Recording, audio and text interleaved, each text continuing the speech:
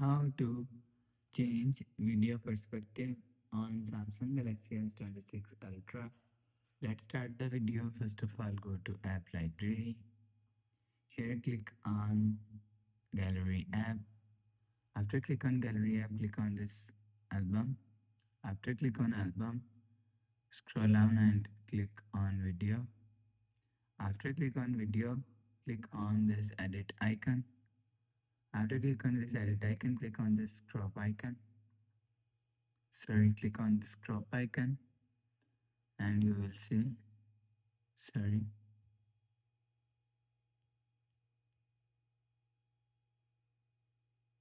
click on this icon, you will see horizontal and vertical. If you want to change perspective, so you will see horizontal.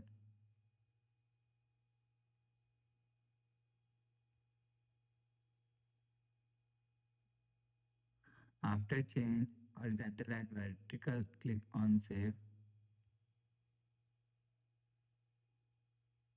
You will see video perspective is changed.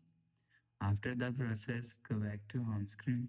So that's how you can change video perspective on Samsung Galaxy S26 Ultra.